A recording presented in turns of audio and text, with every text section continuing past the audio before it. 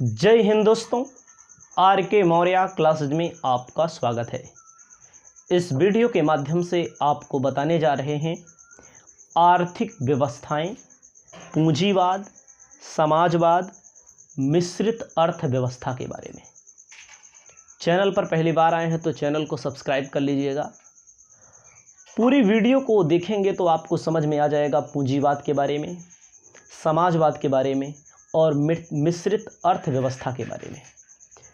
तो मैं सबसे पहले हेडिंग डाल करके आपको बताना चाहता हूं, आपका जो चैप्टर का नाम है आर्थिक व्यवस्थाएं, चैप्टर का नाम है आर्थिक व्यवस्थाएं। इस आर्थिक व्यवस्था चैप्टर में आपको अध्ययन करना पड़ता है पूंजीवाद के बारे में। किसके बारे में?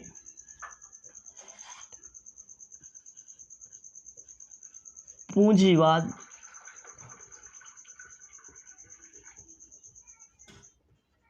समाजवाद एवं मिश्रित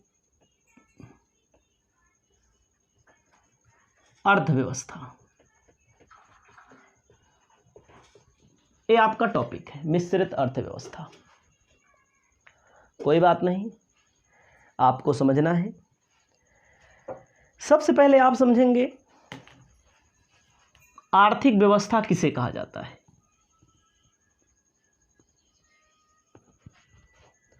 किसी भी देश की सरकार हो, कोई भी देश हो, किसी भी देश की सरकार हो, अपनी आर्थिक गति को प्रदान करने के लिए, मतलब लोगों को रोजगार मिले, व्यापार बढ़े, इसको बढ़ाने के लिए तमाम तकनीकें अपनाती है, जिसे आर्थिक विकास कहा जाता है, आर्थिक व्यवस्था कहा जाता है। हमारे पास बुक है, आपके पास बुक है। आपको मैं बता दूं, प्रत्येक सरकार अर्थव्यवस्था के आर्थिक गति को बढ़ाने के लिए प्रयत्नशील रहती है। इस उद्देश्य की प्राप्ति के लिए कुछ नियमों को अपनाती है, कुछ तौर तरीकों को अपनाती है, जिसे संस्था कहते हैं। इन संस्थाओं का सहारा लेकर के क्या करती है? आर्थिक विकास करती है, आर्थिक व्यवस्था अपनाती है। तो आपके पेपर में आर्थिक व्यवस्था से आ से पूछे तो आप लिखेंगे क्या? ये भी आपके मस्तिष्क में होगा। तो आपको इसका आ से लिखना है, ऐसे छोटा सा लिखना है, बस समझ लोगे तो ऑटोमेटिक लिख लोगे। किसी भी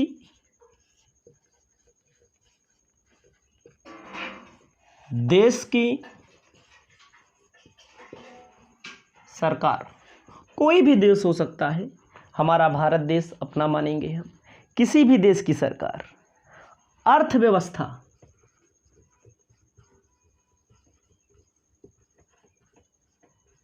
के विकास को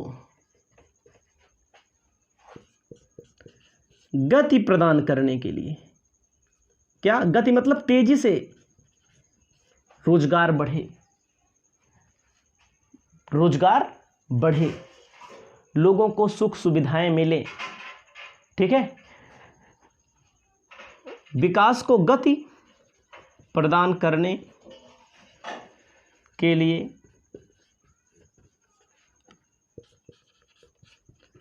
जिन नियमों, तौर तरीकों को अपनाती है, समझ रहे हैं, उसे हम क्या कहते हैं? उसे संस्था कहते हैं। बहुत सारी संस्थाएं हैं, अभी आप आगे बढ़ेंगे थोड़ा से, पूंजीवाद क्या होता है, समाजवाद क्या होता है, ठीक है। इसे ही हम लोग क्या कहते हैं? इसे ही हम कहते हैं आर्थिक व्यवस्था। अब आप समझिएगा थोड़ी देर के लिए, एग्जाम्पल के तौर पर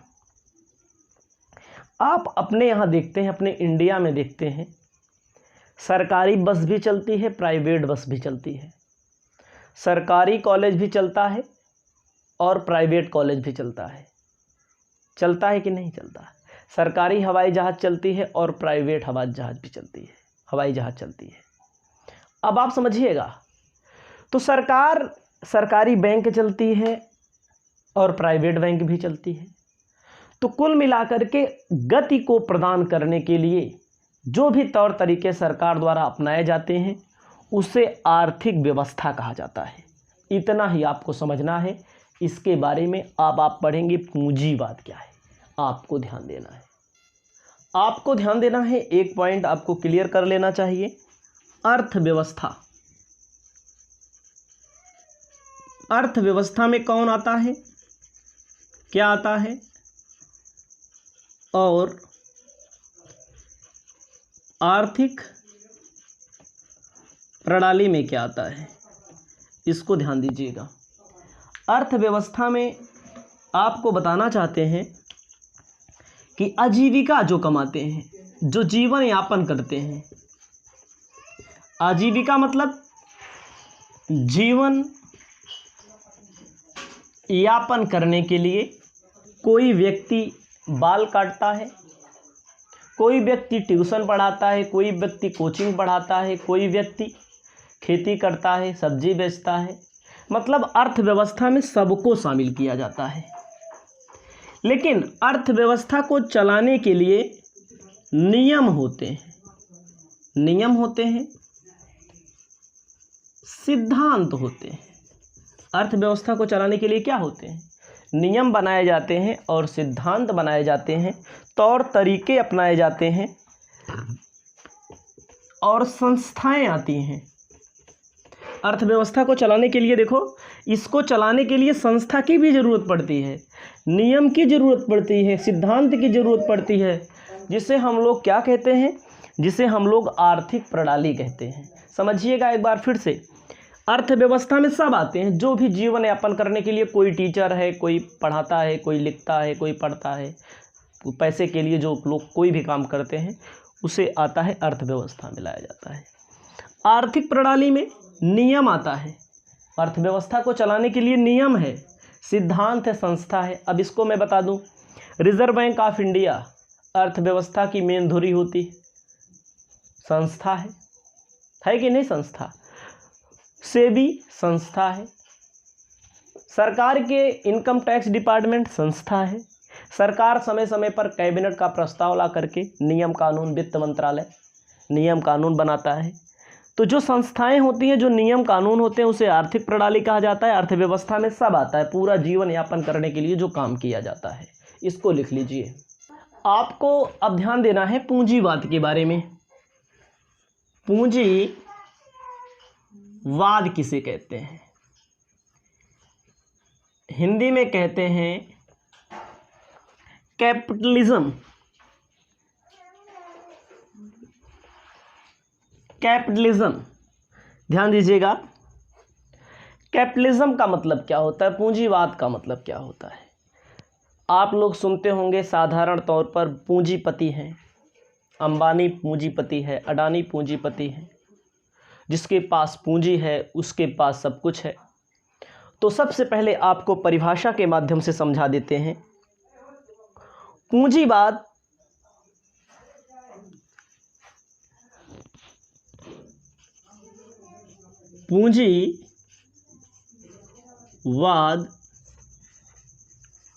वह प्रणाली है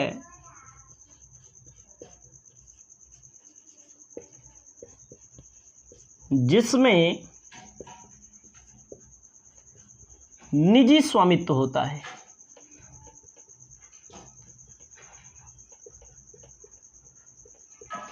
पूंजीवाद क्या है? वह प्रणाली है जिसमें निजी स्वामित्व होता है, किसी व्यक्ति के हाथ में। अडानी है, अंबानी है, बड़े उद्योगपति, पूंजीपति बोला जाता है। आपके एरिया में भी होंगे। आर्थिक निर्णय निजी रूप से लिए जाते हैं। आर्थिक निर्णय निजी रूप से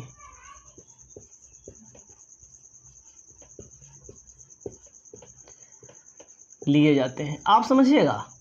जो भी आर्थिक निर्णय हैं, निजी स्वामित्व, हमारे पास पैसा है, मान लीजिए 10 लाख रुपए हमारे पास है या 10 करोड़ रुपए हमारे पास है, तो उस पर हमारा स्वामित्व है, हम उसके मालिक हैं, उसमें सरकार का कोई हस्तक्षेप नहीं है।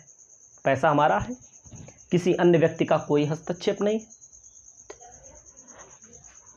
आर्थिक निर्णय 10 लाख है, 10 करोड़ है, 10 अरब है, मुझको जहाँ पर खर्च करना है मैं वहाँ पर खर्च करूँगा, यानी कि निजी रूप से निर्णय जहाँ पर लिए जाते हैं उसे पूंजीवाद कहते हैं। समझिएगा, जिसमें स्वामित्व मतलब मालिक जो सरकार होता है उसका निजी नहीं होता, वो सार्वजनिक होता है, निजी। ठीक है, इसका मेन पॉइंट क्या है, निजी स्वामित्व होता है, मेन होता है निजी, मतलब निजी मतलब हमारा है, हम मन कहे चाहे जो करें। और निर्णय जो लिए जाता है, आर्थिक निर्णय जो लिया जाता है, निजी रूप से, व्यक्तिगत रूप से लिया जाता है। अब आप समझिएगा, जैसे बड़े उद्योगपति हैं हमारे देश के, अडानी और अंबानी, वे लोग देखो बहुत सारी संपत्तियों को खरीद ले रहे हैं, सरकार की संपत्ति जो सरकार बेचती है खरीद ले रहे हैं। तो क्या करेंगे, ट्रेन अगर खरीद रहे हैं, मान लीजिए अगर ट्रेन खरीद रहे हैं तो पहले सरकार के खाते से चलता था, सब मालिक थे, उसमें एक सिस्टम था। अगर उनके हाथों में चला जाएगा तो अपने मन का किराया वसूल करेंगे, अपने मन का सुविधा जो होगा देंगे। बिजली सेक्टर है, मतलब कुल मिलाकर के पूंजीवाद उसे बोला जाता है जहाँ पर निजी होता है। जब निजी हाथों में, प्राइवेट हाथों में आ जाता है तो एक तरफ फ़ायदा भी होता है और एक तरफ घाटा भी होता है। ये भी मैं आपको बता दूं, घाटा नहीं है, फ़ायदा भी है। अगर जो हमारे यहाँ प्राइमरी स्कूल चल रहे हैं, देखो सरकारी हैं, कोई पढ़ने के लिए भेजना नहीं चाहता। आप समझिए, एक एक कॉलेज, एक एक स्कूल छोटे छोटे बनाए गए हैं जहाँ पर पूरी सुविधाएं हैं, लेकिन एक एक स्कूल में 10 बच्चे, 15 बच्चे, 20 बच्चे पढ़ते हैं। तो क्या है, सरकारी है, लेकिन उसी स्थान पे बगल में अगर कोई प्राइवेट है, किसी पूंजीपति का है, हज़ारों की संख्या में स्टूडेंट पढ़ते हैं ना। तो उसको हम आपको आगे बता रहे हैं। तो इसकी विशेषताएं क्या होती हैं, एक एक टॉपिक समझ लीजिए ना। इसका कैरेक्टर क्या होता है, विशेषताओं में बताया गया है। निजी संपत्ति, जो संपत्ति होती है निजी होती है, निजी किसी व्यक्ति की होती है। रेलवे अगर आप देखेंगे तो सार्वजनिक है, प्राइवेटाइजेशन नहीं हुआ है। तो सार्वजनिक का मतलब सरकार का मतलब सबका, हमारा जितना है उतना आपका भी, जितना आप के लिए है उतना हम भी यूज कर सकते हैं, चाहे रेलवे चाहे सड़क। ठीक है, निजी संपत्ति होती है। कीमत तंत्र, ध्यान दीजिएगा, जब कोई भी संपत्ति निजी हाथों में चली जाती है तो कीमत में सरकार का कोई हस्तक्षेप नहीं होता, ये ध्यान दीजिएगा। अब प्राइवेट कॉलेज हैं, प्राइवेट स्कूल हैं, तो प्राइवेट में देखो ज़्यादा पैसा लेते हैं, सरकार हस्तक्षेप नहीं करती है। कितना ड्रामा हुआ कोरोना काल में, कुछ नहीं हुआ। बहुत लोगों ने धरना प्रदर्शन दिया, कुछ नहीं हुआ। यानी कि कीमत इसमें ज़्यादा होती है, सरकार का कोई हस्तक्षेप नहीं होता है। इसको भी आप समझिए, एक एक पॉइंट को हम आपका क्लियर करा रहे हैं। ठीक है, तीसरा, उद्यम की स्वतंत्रता। उद्यम की स्वतंत्रता, जो उद्यम मतलब उद्योग होता है वो स्वतंत्र होता है, चाहे जहां आप लगा सकते हैं। अब आप समझिएगा, इसमें कहा गया है आप काम धंधा जो भी हो, चाहे जहां जिस प्रकार चालू कर सकते हैं। इसमें आपको किसी से पूछना नहीं होगा पूंजीवाद में। लेकिन भारत में ऐसा नहीं है, अभी पूंजीवाद नहीं है, ध्यान दीजिएगा। दोनों चलता है, पूंजीवाद और समाजवाद। भारत में मिश्रित अर्थव्यवस्था चलती है। ठीक है, उसके बाद चौथा नंबर, प्रतिस्पर्धा। प्रतिस्पर्धा मतलब क्या होता है, कंपटीशन। कहा गया है स्वतंत्रता होने के कारण प्रत्येक उत्पादकों की बहुत संख्या होती है। ध्यान दीजिएगा, इस पूंजीवाद में स्वतंत्रता है। स्वतंत्रता क्यों है, स्वतंत्रता है, स्वतंत्रता अगर है तो वहाँ पर क्या होता है, कंपटीशन, प्रतिस्पर्धा, कंपटीशन जो है ज़्यादा है। देखो मोबाइल का मोबाइल से कंपटीशन है, पहले बहुत था, जो हम लोग सिम यूज करते हैं पहले बहुत था। यही है पूंजीवाद। जियो को सरकार ने बढ़ावा दिया, सरकार ने BSNL को एक तरह से डिमोटिवेट किया, BSNL को बढ़ावा नहीं दिया, और सरकार ने क्या किया, उद्योगपतियों को ध्यान में दिया, उद्योगपतियों को ज़्यादा लाभ पहुंचाने की कंडीशन में सरकार है। तो इससे क्या हुआ, प्रतिस्पर्धा थोड़ा कम हुई है। पहले सिम देखो एक से बढ़ के एक प्लान लॉन्च होते थे, अभी भी हैं, तो प्रतिस्पर्धा रहती है, ठीक है। और आपको ये भी बता दूं, 5वां नंबर, लाभ की प्रेरणा। अब आप समझिएगा, सरकारी कॉलेज है, थोड़ी देर के लिए मानिए सरकारी का एग्जाम्पल दे रहे हैं, प्राइवेट का एग्जाम्पल दे रहे हैं। सरकारी कॉलेज है, मास्टर साहब गए हैं पढ़ाने, 40,000, 45,000, 60,000, 1,00,000 रुपया तनख्वाह मिल रही है, पढ़ाते नहीं हैं, वास्तव में नहीं पढ़ाते हैं। आप खुद पता कर लीजिए, सरकारी कॉलेज में पढ़ाई नहीं होती है, खासकर प्राइमरी, मिडिल, 8वीं तक, 10वीं तक, किसी किसी में अपवाद में हो सकता है। अब आप समझिए, GGIC थी, GGIC कितनी बड़ी क्रेडिबिलिटी थी जिले स्तर पे, लेकिन सब समाप्त हो चुकी है। क्या है, उनको तनख्वाह मिल रही है, उनको तनख्वाह मिल रही है, चाहे पढ़ाओ में चाहे ना पढ़ाओ में, महीने में आ जा रहा है। लेकिन अगर यहीं पर प्राइवेट कॉलेज होता है तो वहाँ पर क्या होता है, अच्छी पढ़ाई की होती है, क्योंकि जो उसका मालिक होता है वह चाहता है अधिकतम लाभ करना, लाभ के ऊपर सब कुछ निर्भर है। ध्यान दीजिएगा, अभी यही प्राइवेट को हाथों में दे दिया जाए, यही सरकारी स्कूल तुरंत चमक जाएंगे। अब आप समझिएगा, लाभ की प्रेरणा होती है, कोई भी उद्योग हो, कोई भी धंधा हो, लाभ की प्रेरणा होती है। BSNL है जैसे, आप समझिए, आपको ध्यान देना है, लाभ की प्रेरणा, जहाँ BSNL है, लाभ की प्रेरणा कहाँ रहती है लोगों में, उसमें कर्मचारियों में। कर्मचारी को तो तनख्वाह मिलना है, सरकारी खजाने से पैसा आ रहा है जनता का, तो नहीं ध्यान देते लोग, चाहे जो सरकारी देख लीजिए। तो लाभ की प्रेरणा प्राइवेट में, निजी रूप में ज़्यादा होती है। उसके बाद आपको ध्यान देना है, उपभोक्ता की प्रभुसत्ता। ध्यान दीजिएगा, उपभोक्ता भी अपने यहाँ देखो, उपभोक्ता की प्रभुसत्ता बोला गया है इसमें। उपभोक्ता की प्रभुसत्ता का मतलब क्या होता है, कहा गया है कि पूंजीवाद में कहा गया है सारा ढांचा उपभोक्ताओं की इच्छा पर निर्भर करता है। भाई उपभोक्ता हम हैं, हमारे बच्चे हैं, हम चाहेंगे तो सरकारी स्कूल में भेजेंगे, चाहेंगे तो प्राइवेट स्कूल में भेजेंगे, चाहेंगे तो सरकारी बस में जाएंगे।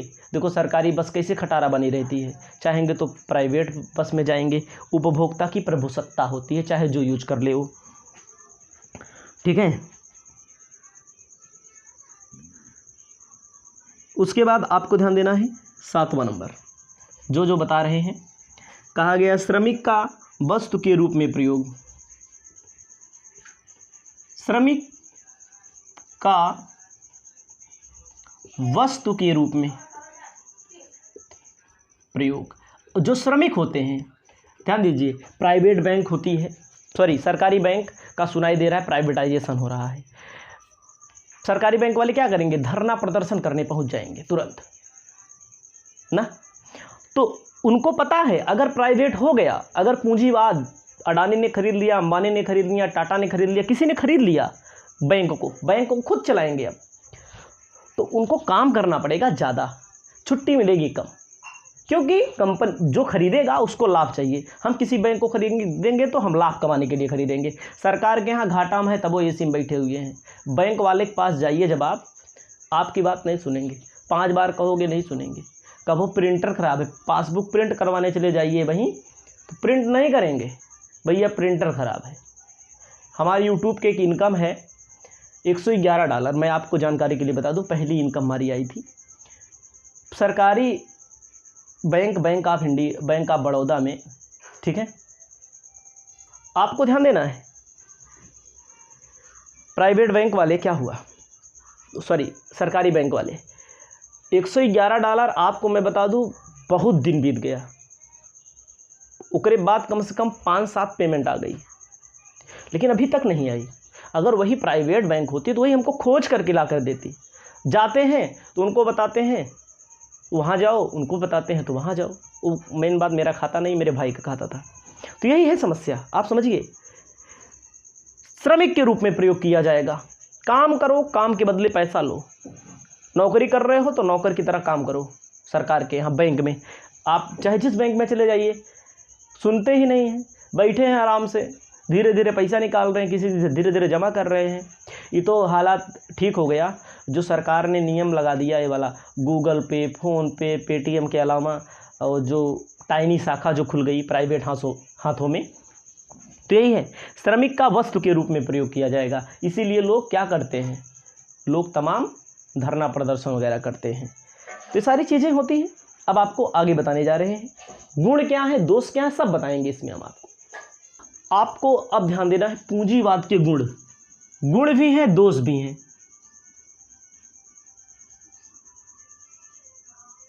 के गुण, मेरिट, डिमेरिट सब होता है पूंजीवाद में। सबसे कहते हैं वस्तुओं एवं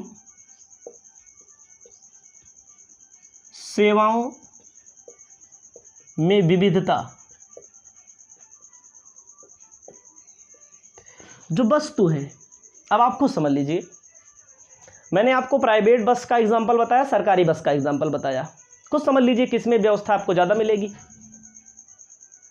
प्राइवेट वाले में ज़्यादा मिलेगी, सरकारी वाले में ज़्यादा मिलेगी सुविधा। आ जाइए हवाई जहाज़ में, प्राइवेट वाले की तुलना कर लीजिए, सरकारी वाले की तुलना कर लीजिए।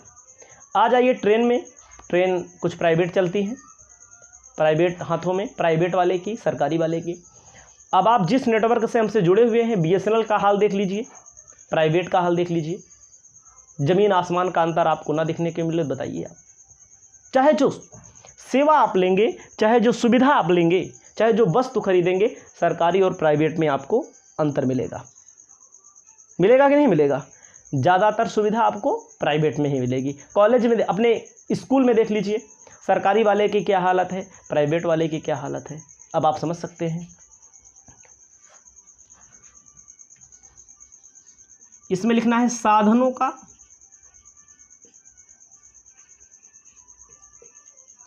उचित प्रयोग। साधन मतलब क्या होता है? जिससे उत्पादन किया जाता है, जिसे सेवा प्रदान की जाती है। जैसे हम थोड़ी देर के लिए मानते हैं सरकारी टीचर साधन है, स्टूडेंट को पढ़ाने के लिए साधन ही माना जाएगा। सरकारी टीचर को चाहे जितना तनख्वाह मिले, 99% पढ़ाई नहीं करवाते। आपको खुद पता होगा ना, टाइम से नहीं जाते। प्राइमरी स्कूल में देख लीजिए, कहीं का भी प्राइमरी स्कूल हो। अब आप समझिएगा, साधनों का उचित प्रयोग। लेकिन अगर वहीं पर प्राइवेट वाला रहेगा, पूरा कस के काम लेगा। अगर आप 8 घंटे के लिए जाते, 8 घंटे ड्यूटी है, 7 घंटे ड्यूटी है, 6 घंटे ड्यूटी है या 12 घंटे ड्यूटी है, तो पूरा कस के काम लेगा वो। साधनों का उचित प्रयोग करेगा वो। साधन खाली ना बैठा पावे, टीचर खाली ना बैठे पावे। वैसे भी प्राइवेट और आप अन्य जगहों पर देख लीजिए, BSNL के कर्मचारी को देख लीजिए, आरामदायक रहेंगे। आप वोडाफोन आइडिया के कर्मचारी को देख लीजिए, आप जियो के कर्मचारी को देख लीजिए। कभी BSNL का सिम हो आपके पास, तो आपके पास कभी कॉल नहीं आएगा, हेलो सर आपका कॉल, आपका डाटा समाप्त हो गया है, सेवाएं बंद की जा सकती हैं।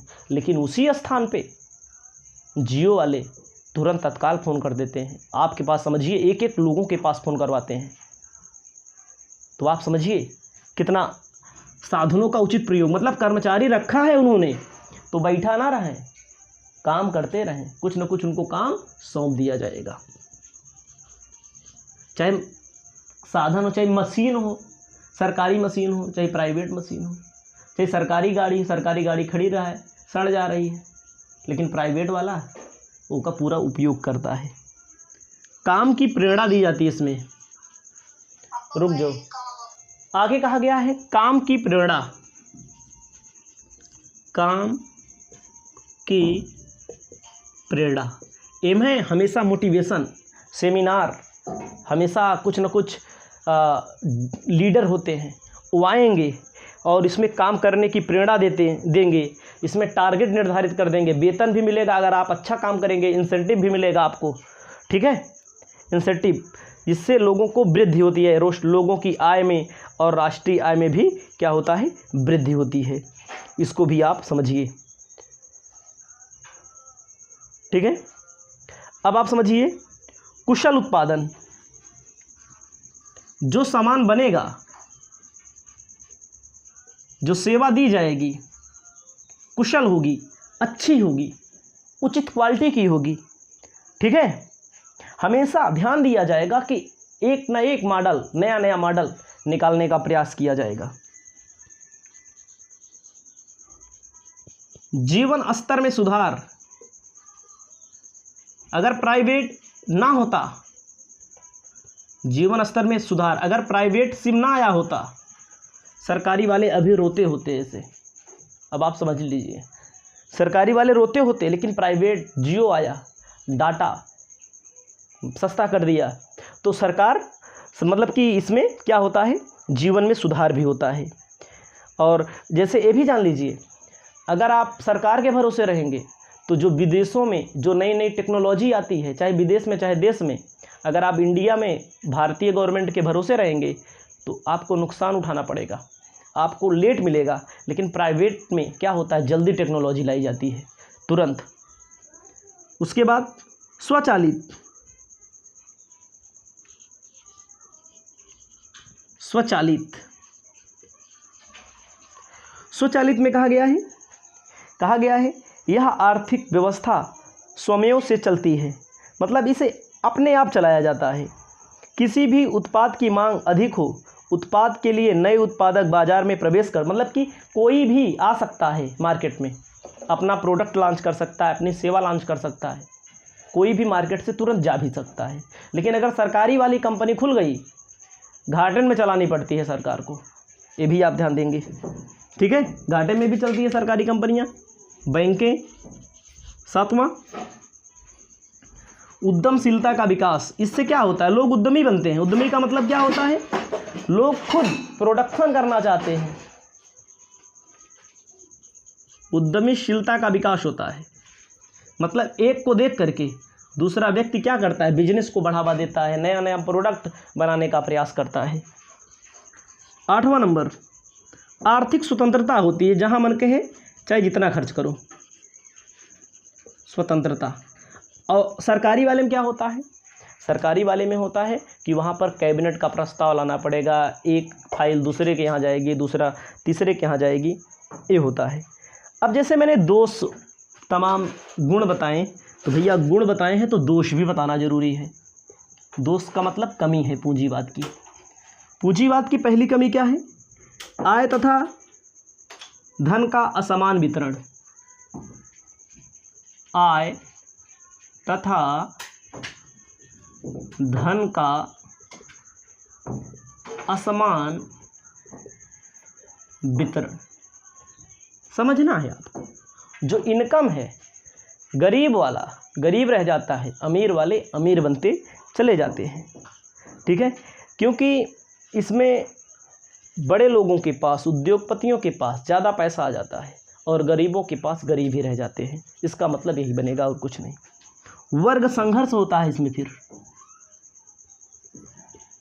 वर्ग संघर्ष, आपस में ध्यान दीजिएगा।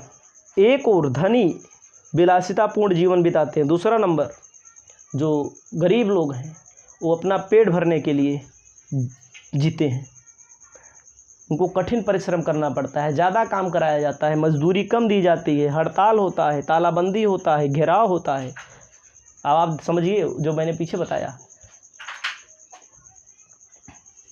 तीसरा, श्रमिकों का शोषण होता है, श्रमिकों से बहुत काम कराया जाता है,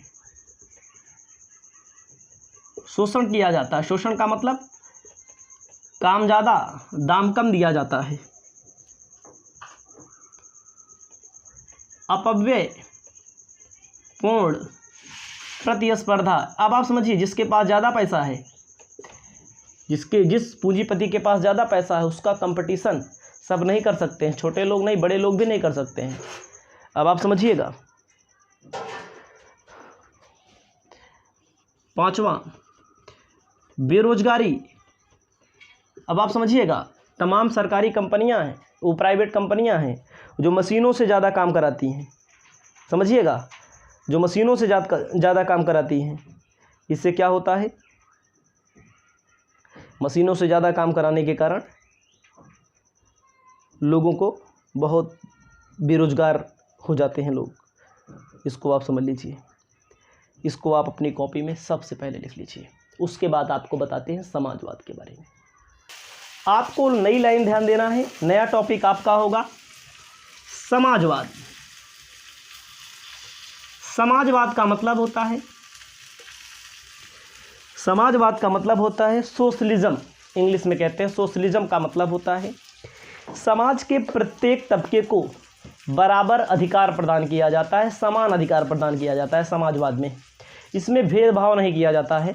इसमें आपको लिखना है जिसमें देश की अर्थव्यवस्था पर सरकार का नियंत्रण होता है, लिखना है आपको।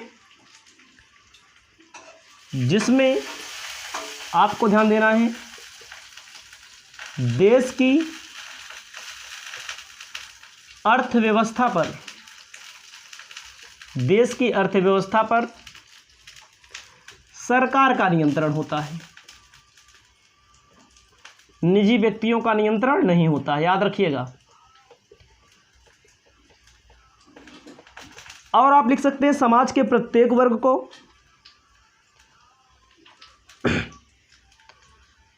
समाज के प्रत्येक वर्ग को समान अवसर उपलब्ध कराया जाता है, सभी के कल्याण के लिए काम किया जाता है। समाज के प्रत्येक वर्ग को समान अवसर उपलब्ध कराने का काम किया जाता है, ठीक है। सरकार के अधीन आता है सब, इसको आप ध्यान देंगे। लक्षण क्या है, लक्षण मतलब चाहे लक्षण बोलिए चाहे विशेषताएं बोलिए। इसका पहला है सामाजिक अथवा सामूहिक स्वामित्व। सामाजिक अथवा सामूहिक स्वामित्व, ध्यान देना है। इसमें जो समाज है आपको ध्यान देना है आगे। पहला हो विशेषता में सामाजिक अथवा सामूहिक स्वामित्व, इसमें दोनों का अधिकार होता है बराबर, मतलब कि सामाजिक स्वामित्व होता है, सामूहिक सबका होता है। इसमें जितना आपका अधिकार है उतना हमारा अधिकार है। सरकार हमारे लिए करेगी तो आपके लिए भी करेगी, ठीक है। दूसरा नंबर आपको लिखना है निश्चित उद्देश्य। निश्चित उद्देश्य में आपको ध्यान देना है, जैसे सरकार का उद्देश्य क्या होता है, रोजगार को बढ़ावा देना, उद्योगों को बढ़ाना, समझिएगा। धन का असमान वितरण रोकना, मतलब कि जनता का भी कल्याण हो, सभी जनता का कल्याण होना चाहिए इसमें, ठीक है। आर्थिक नियोजन,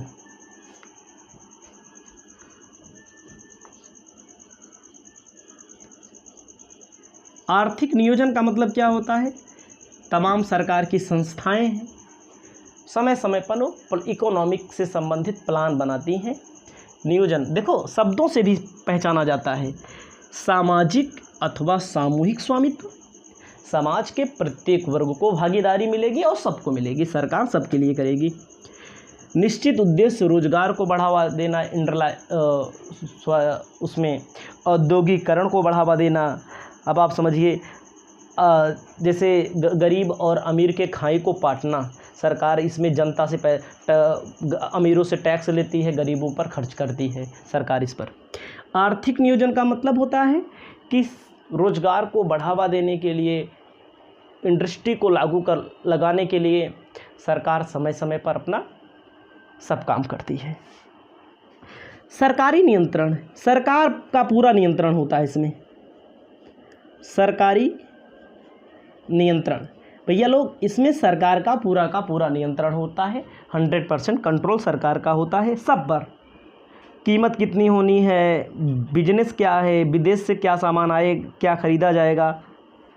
5वां नंबर, प्रतिस्पर्धा का अभाव। प्रतिस्पर्धा मतलब कंपटीशन नहीं होता,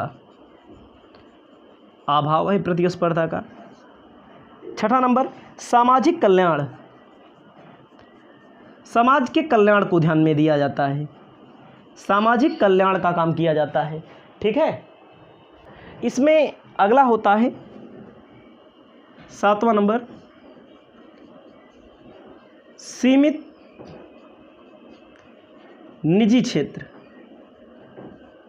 जो निजी क्षेत्र होगा वो सीमित होगा, लिमिटेड होगा, बहुत कम, मतलब कि बहुत कम उसको महत्व दिया जाएगा। मतलब जो बड़े बड़े क्षेत्र हैं, जैसे डाक विभाग है, रेलवे विभाग है, सब पर किसका वो होगा, सब पर सरकार का नियंत्रण होगा। बड़े बड़े पर छोटे छोटे निजी आप कर सकते हैं।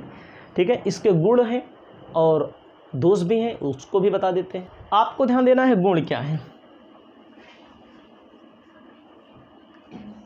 गुण में कहा गया है आर्थिक साधनों का सर्वोत्तम उपयोग। आर्थिक साधनों का सर्वोत्तम उपयोग। आपको ध्यान देना है जो सरकार के पास पैसा, आर्थिक साधन का मतलब जहाँ जहाँ से पैसा आए उसे आर्थिक साधन कहते हैं। अब आप समझिए, सरकार समाज के कल्याण को ध्येय मानती है इसमें, कि समाज का कल्याण हो, और ऐसा होता कम है, ये भी मैं बता दूँ। सरकार मानती है लेकिन नीचे पहुँचते पहुँचते गड़बड़ा जाता है मामला। ठीक है, तो इसमें क्या किया जाता है, आर्थिक साधनों का सर्वोत्तम उपयोग किया जाता है। इन्होंने कहा है, होना भी चाहिए, कहा है सही इन्होंने, लेकिन कमियां हैं, जो कमियां हैं उसे आप झुठला नहीं सकते। मूल समस्याओं का बेहतर हल, जैसे स्वास्थ्य की समस्या हमारे यहाँ ज़्यादा है, मूल समस्याओं का बेहतर हल।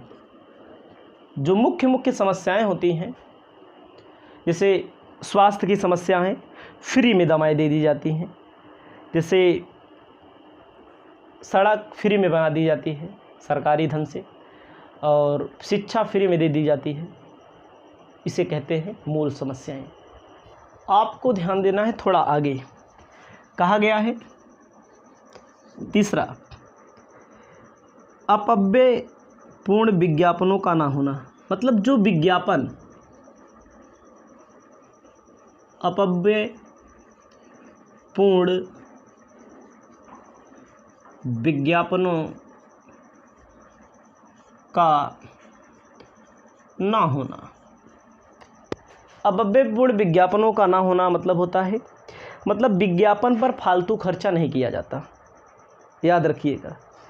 ऐसे इसमें लोग खुद पसंद करते हैं, ऑटोमेटिक खुद जुड़ते हैं, रुचि रखते हैं। ठीक है, उसके बाद कम चक्रीय उतार चढ़ाव, कम चक्रीय उतार चढ़ाव। कहा गया है इसमें जो उतार चढ़ाव होता है कम होता है। जैसे तेजी मंदी, मतलब तेजी मतलब महंगाई, और मंदी सस्ताई का आमना सामना बहुत कम होता है, मतलब कि विपरीत परिस्थिति कम पड़ती है इसमें। उसके बाद आपको बताएंगे अधिक तेजी से इसमें विकास भी होता है। अधिक तेजी से क्या होता है, विकास को बल मिलता है। ठीक है, ठीक है। वर्ग संघर्ष नहीं होता, मतलब आपस में लोग लड़ते नहीं। वर्ग संघर्ष मतलब मालिक का कर्मचारी से लड़ना झगड़ना नहीं होता, हड़ताल तालाबंदी नहीं होती। शोषण से मुक्ति मिलती है, शोषण से क्या होती है? मुक्ति मिलती है शोषण से। ठीक है।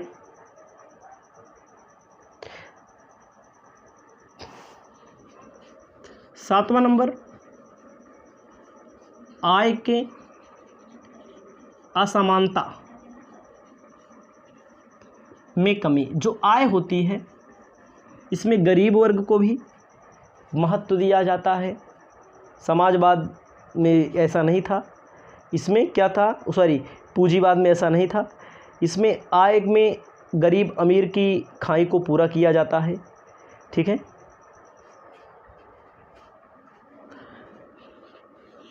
जो आर्थिक संकट आते हैं,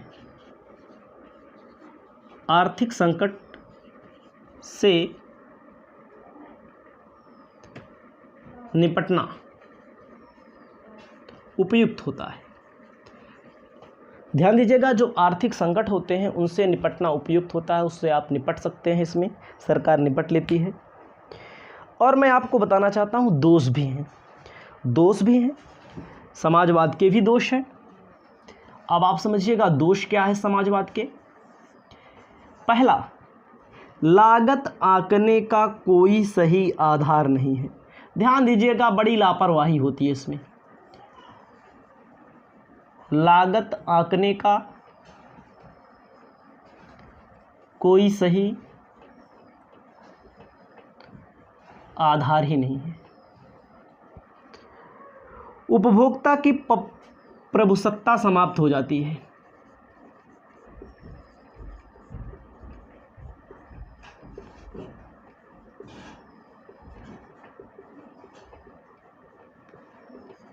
क्या कहा गया है इसमें?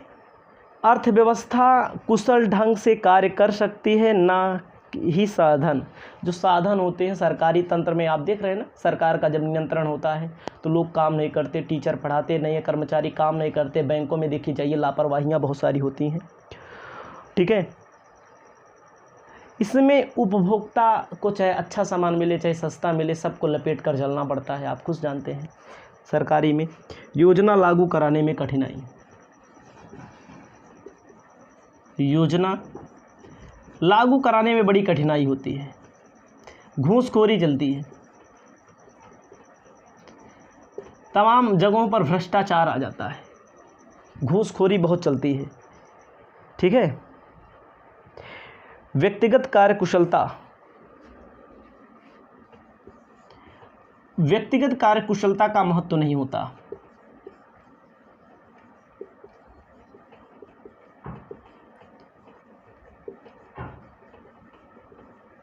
महत्व नहीं होता इसमें। स्वतंत्रता का अभाव होता है।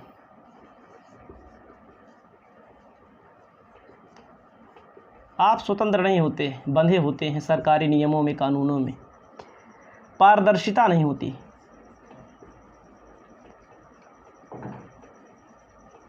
ये आपका टॉपिक हो गया। इसके बाद हम आपको बताएंगे मिश्रित अर्थव्यवस्था के बारे में।